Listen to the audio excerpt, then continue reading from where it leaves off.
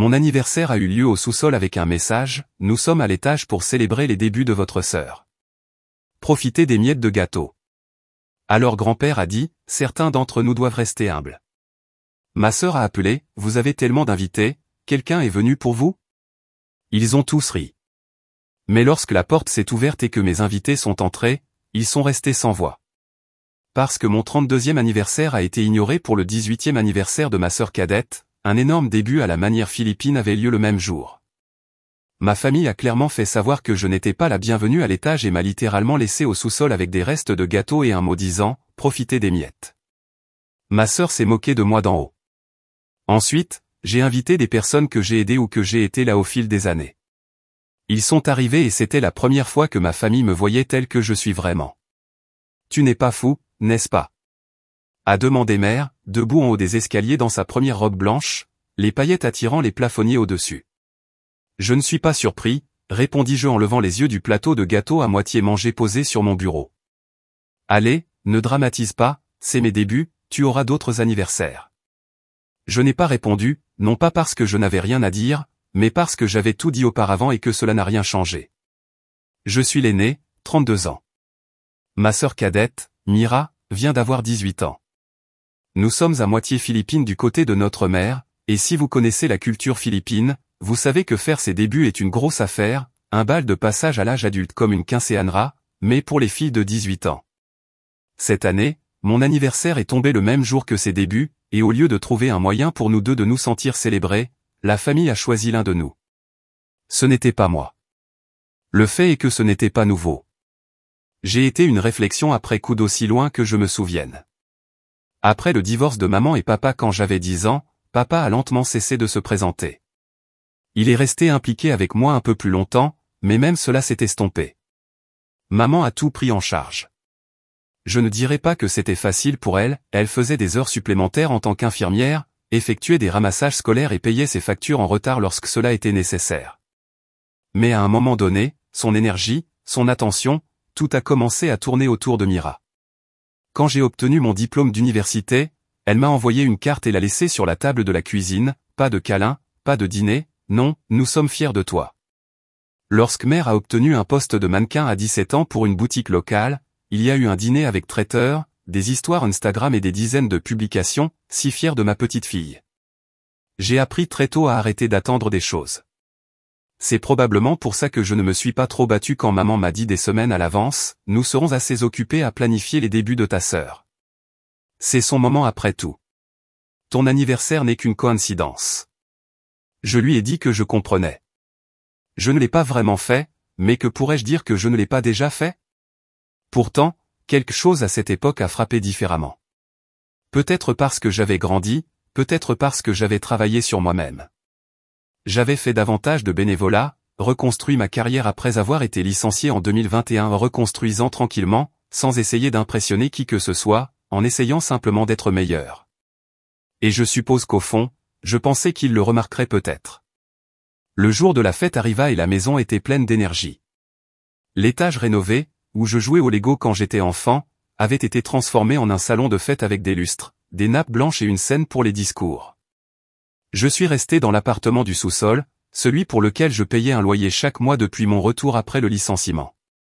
Je ne m'attendais pas à ce que quelqu'un frappe, mais quand j'ai entendu un plateau posé doucement devant la porte, je l'ai ouvert. Sur le plateau, une seule assiette en carton avec une tranche de gâteau à moitié mangée, le glaçage taché sur le côté. Sur la serviette, nous sommes à l'étage pour célébrer les débuts de votre sœur. Profitez des miettes de gâteau. Je restais là, assiette à la main, lisant le message comme si c'était une blague que je n'avais pas comprise. Mais ensuite j'ai entendu des rires à l'étage et la voix de grand-père a flotté dans la cage d'escalier. Certains d'entre nous doivent rester humbles. Ni cruel, ni tranchant, juste dit comme s'il s'agissait d'un proverbe. Je me suis assis sur le futon dans le coin de ma chambre au sous-sol et j'ai laissé le silence s'imprégner. La musique résonnait à travers le plafond. Je pouvais entendre le tintement de l'argenterie et des discours lointains prononcés. Puis la voix de mère a résonné dans la bouche d'aération comme si elle se tenait juste à côté de moi. Vous avez tellement d'invités, hein? Quelqu'un est venu pour vous? A-t-elle crié, puis elle a ri. Et ce rire a fait écho chez les autres.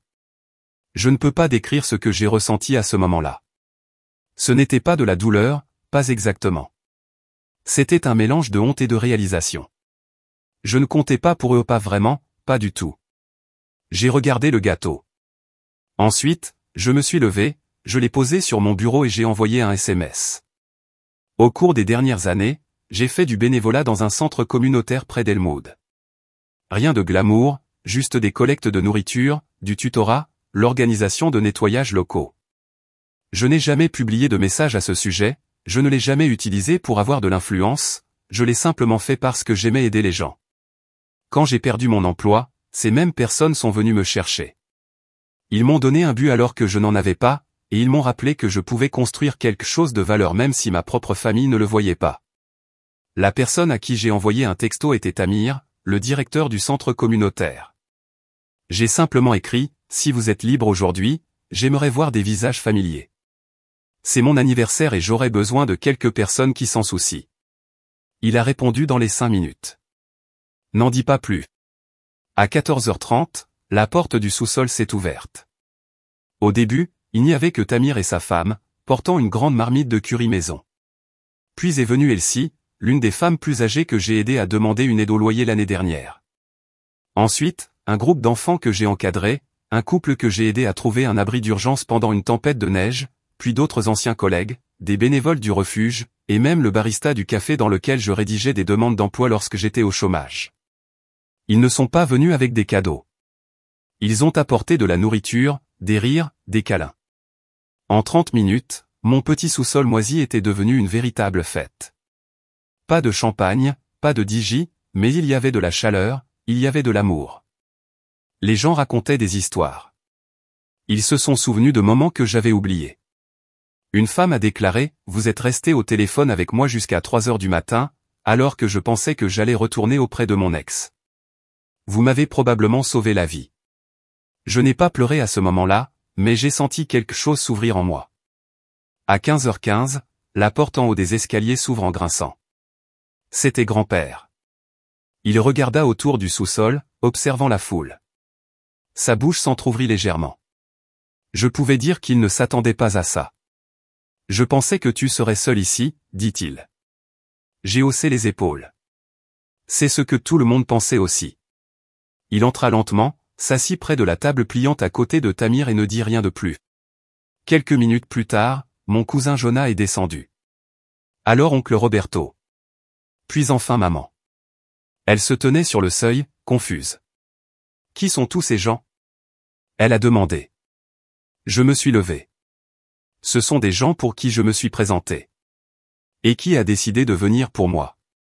Ses yeux se tournèrent vers la table à partager, les chaises dépareillées, la femme tenant une pancarte d'anniversaire faite à la main qui disait « À la personne la plus étonnante que nous connaissions ». Aucune réponse. Puis vint mère.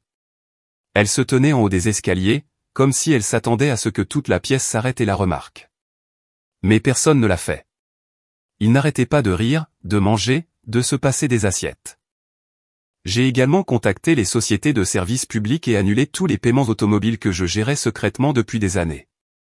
J'ai supprimé les rappels de factures sur mon téléphone comme une petite cérémonie marquant la fin de mon rôle dans leur foyer. Ce soir-là, j'ai nettoyé mon petit appartement, écouté ma playlist préférée et me suis acheté un gâteau au chocolat, quelque chose que j'avais toujours aimé mais que je n'avais jamais acheté parce que l'argent devait toujours être consacré à des choses plus importantes. J'ai commencé à dormir profondément. Je me suis réveillé sans le choc d'une notification de paiement. Je suis allé travailler sans avoir l'impression de traîner 3 autres adultes sur mon dos. Je me suis même inscrit à un cours d'art en ligne, quelque chose dont je rêvais depuis des années, mais que j'ai toujours mis de côté parce que je n'avais pas le temps ou que je n'avais vraiment pas le droit d'être égoïste. Et alors que ma vie recommençait à respirer d'elle-même, les coups du passé se faisaient plus forts. Tôt la semaine suivante, ma mère, Denise, m'a appelé.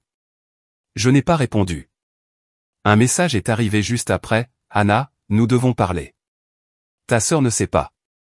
Comment payer la facture Internet ? Pouvez-vous aider ?» Je n'ai pas répondu. 2 jours plus tard, un autre. Le téléphone fixe a été coupé. Elle dit qu'elle ne peut pas se connecter. Je ne sais pas quoi faire. J'ai lu le message, puis j'ai ouvert la bibliothèque et j'en ai sorti le vieux cahier dans lequel j'avais noté chaque mot de passe, calendrier de facturation et numéro de service client. Chaque fois que mes parents ne savaient pas quoi faire, ils m'appelaient. Chaque fois que Samantha oubliait un paiement, je m'en occupais. Cette fois, j'ai fermé le cahier et je l'ai remis en place. Je n'étais pas leur assistant. Je n'étais pas l'épine dorsale d'un système qui m'effaçait à la seconde où je cessais d'être utile. 3 jours plus tard, un autre message de Samantha arrivait dans ma boîte de réception. Vous vous moquez de moi en ce moment? L'électricité est sur le point d'être coupée. Allez-vous vraiment laisser cela arriver à notre famille? J'ai répondu avec une seule phrase, non, je laisse juste chacun assumer la responsabilité de ses propres choix. Silence. Je n'ai rien entendu pendant plusieurs jours jusqu'à ce qu'un matin, un appel arrive d'un numéro inattendu.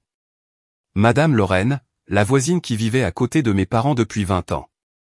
Ta mère m'a demandé si je connaissais quelqu'un qui vendait des maisons. Je pense qu'il ne gère plus bien. Je l'ai remercié, puis j'ai raccroché. Je ne me sentais pas suffisant.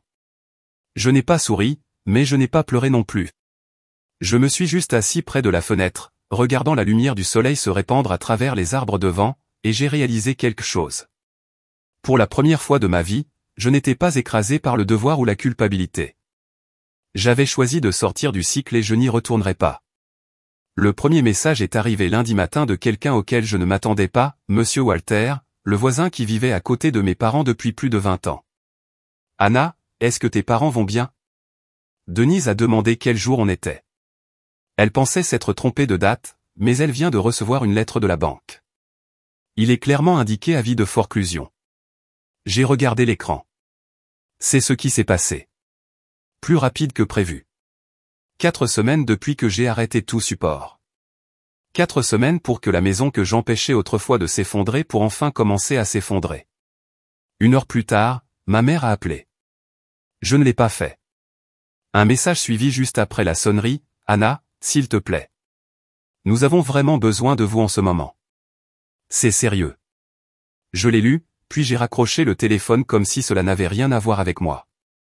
Mais en vérité, ma poitrine était toujours lourde.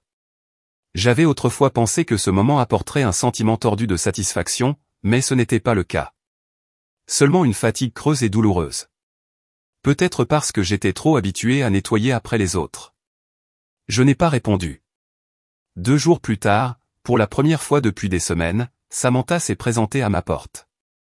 Elle se tenait là, vêtue d'un sweat à capuche froissée, sans maquillage, tenant une pile de documents en désordre. Ses yeux trahissaient la panique. J'ai juste besoin de 5 minutes, dit-elle, essoufflée. Juste 5 minutes, Anna. J'ai croisé les bras, bloquant la porte.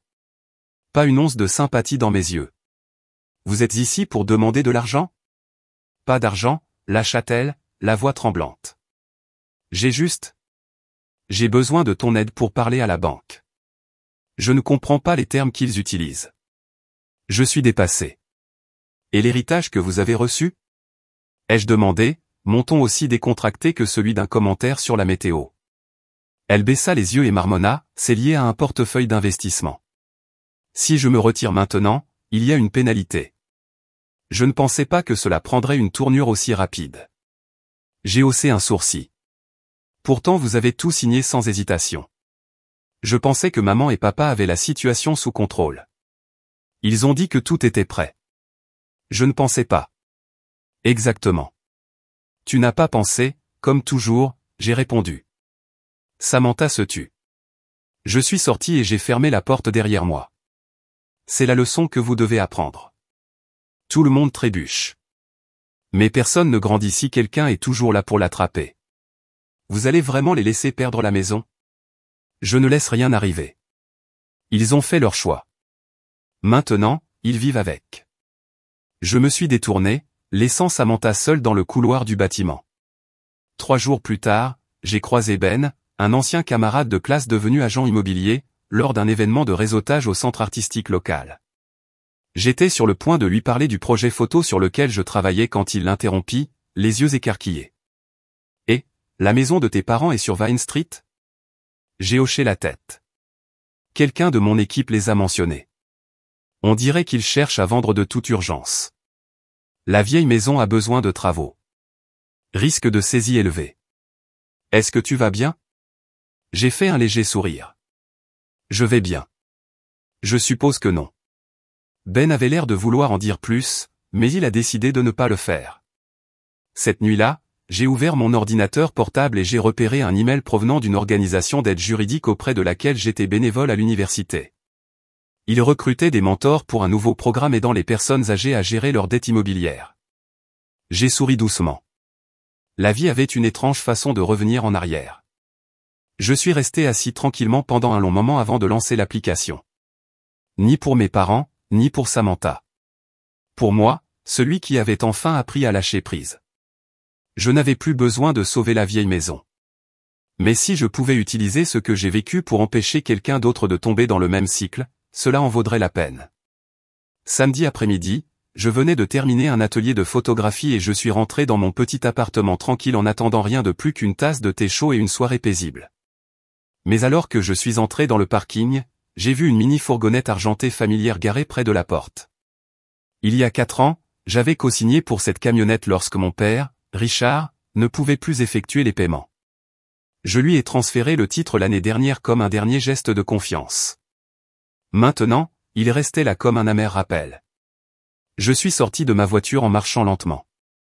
Mes parents attendaient près de l'entrée du bâtiment.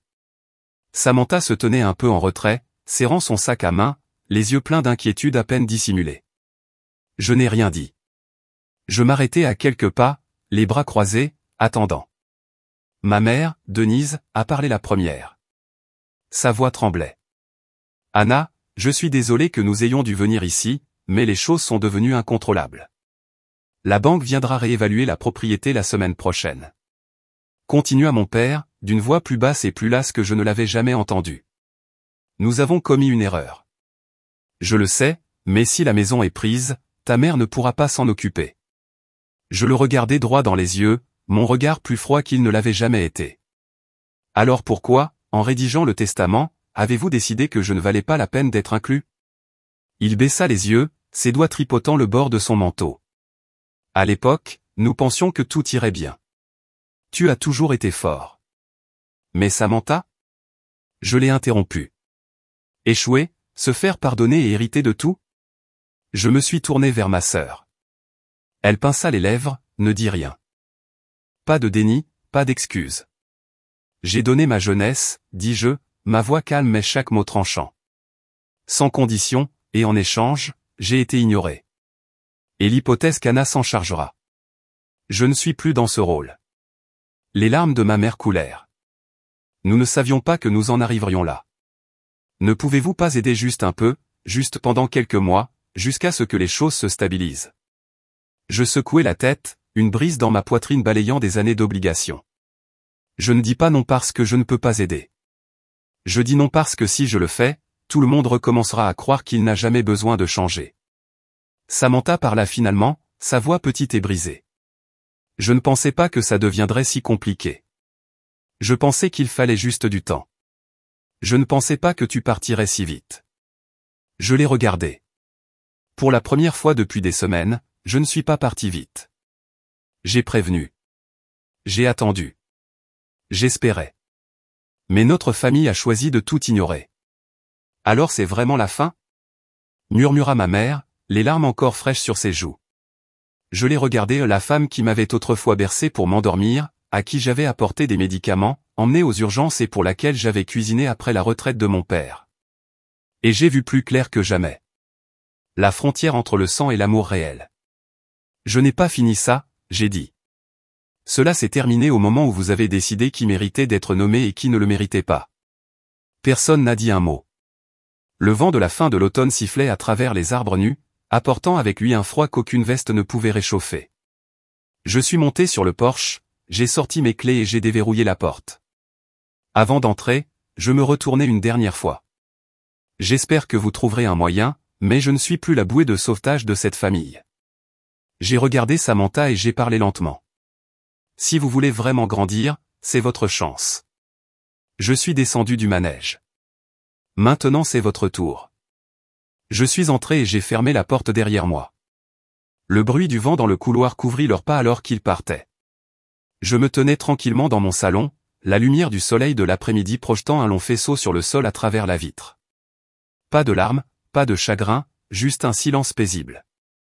Je pensais qu'après cette confrontation finale, ils se tairaient. J'avais espéré que la vérité les ferait réfléchir et reculer tranquillement par fierté, mais j'ai surestimé la conscience de soi des gens qui ont toujours vécu des autres. Une semaine plus tard, j'ai reçu un message d'Olivia, une proche collègue du centre d'art. « Anna, es-tu sur Facebook ? Tu devrais consulter la page de ta mère. Elle publie des trucs incroyables. » Ma main tremblait légèrement pendant que je tapais Denise Boulanger dans la barre de recherche. Sa chronologie était remplie de messages émotionnels, de photos de fleurs et de citations inspirantes. Mais ce qui m'a fait geler, c'est un article remarquable avec une photo de notre ancienne maison en pièces jointes. C'est déchirant quand votre propre fille tourne le dos à sa famille, abandonnant ses parents malades et vieillissants, refusant de nous aider en cas de besoin après tout ce que nous avons sacrifié pour elle. Plus de 80 actions. Les commentaires étaient pleins de sympathie, de réconfort et de jugement pour l'enfant ingrat. Je me suis mordu la lèvre, en faisant défiler plus loin et j'ai vu un autre message. Celui-ci de mon père, Richard. Nous pensions qu'Anna était quelqu'un qui aimait sa famille, mais lorsque nous avions le plus besoin d'elle, elle s'éloignait sans un mot. La maison est sur le point d'être prise et elle fait comme si de rien n'était. Puis vint un post de Samantha, au ton clairement moqueur. Certaines personnes ne sont gentilles que lorsqu'elles sont au-dessus de vous et regardent vers le bas.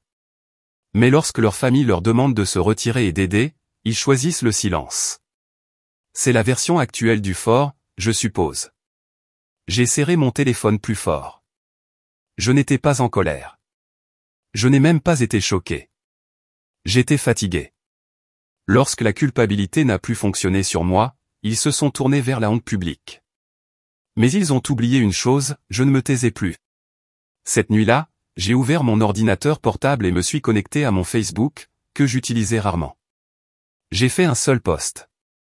Pas de couleur de fond, pas de design fantaisiste, mais chaque mot était clair comme la lumière du jour. Ma famille partage une histoire à sens unique. Donc pour être honnête, voici la vérité de mon côté. J'ai joint une photo du testament avec le nom de Samantha comme unique bénéficiaire. J'ai publié des instantanés des versements hypothécaires, des factures de services publics, des assurances, le tout sous mon nom. Ensuite, j'ai inclus le dernier SMS que j'ai reçu de ma mère demandant $2900 pour sauver la maison. J'ai terminé par une seule ligne, mon silence n'était pas un consentement. J'attendais juste le bon moment pour dire la vérité. Ce moment est maintenant. En moins de 10 minutes, le premier commentaire est apparu, « Anna, tu as sérieusement fait tout ça ? Je ne peux pas le croire. » Un vieil ami a commenté, « Vous êtes l'une des personnes les plus gentilles que je connaisse. Ne laissez personne vous en faire douter. » Puis, un par un, les gens ont commencé à partager la publication. Certains qui connaissaient mes parents sont intervenus, beaucoup exprimant leur surprise. J'ai toujours pensé que Samantha vivait de manière plutôt imprudente. Maintenant, cela a du sens. Personne ne devrait être exploité de la sorte, surtout pas par sa propre famille. Mon message s'est répandu rapidement. Non pas parce que c'était sensationnel, mais parce que c'était réel, c'était honnête et ça n'a pas hésité. 2 jours plus tard, ma mère a supprimé tous ses messages. Mon père a désactivé son compte. Samantha a changé sa photo de profil en une fleur en noir et blanc, le vague mouvement dramatique qu'elle faisait toujours lorsque les choses échappaient à son contrôle. Je n'ai pas répondu. Je n'ai rien posté d'autre. Je restais assis dans mon appartement, écoutant la pluie taper doucement sur la fenêtre. Pour la première fois, j'ai senti la justice de mon côté. Je n'avais pas besoin d'excuses. Je n'avais pas besoin qu'il baisse la tête. J'avais juste besoin qu'ils s'arrêtent. Et il semblait qu'ils avaient finalement compris que je n'étais plus quelqu'un qu'ils pouvaient manipuler. Un seul message a suffi à mettre fin aux années où j'avais été contraint au silence. Et maintenant, j'écrivais le prochain chapitre, non pas sur les réseaux sociaux, mais dans la vraie vie. Depuis ce jour où j'ai posté, je n'ai plus entendu un mot de maman, papa ou Samantha. Tout est devenu aussi calme qu'un lac oublié après une tempête. Mais pas le silence de l'attente. C'était le silence de l'acceptation. Ils avaient perdu la seule personne qui revenait toujours après avoir tout cassé. J'étais le contraire. J'ai commencé à vivre.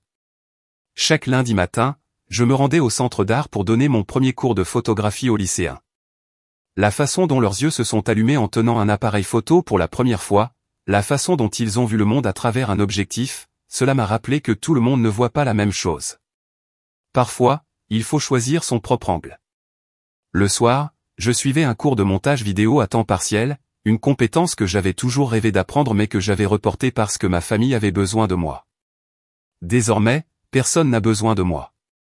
Et pour la première fois de ma vie, cela m'a semblé libérateur. J'ai commencé à faire des promenades le soir, sans hâte et sans souci. J'ai cuisiné le week-end, publié des photos sur Instagram sans craindre d'être traité de faux. Je me suis fait de nouveaux amis en classe, des gens qui ne me connaissaient pas comme celui qui unissait la famille.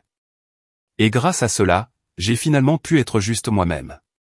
Pendant que j'apprenais à respirer, de l'autre côté de la ville, la maison du 218e Street a commencé à apparaître sur les annonces immobilières. Un de mes amis, Marcus, maintenant agent immobilier, m'a envoyé un texto.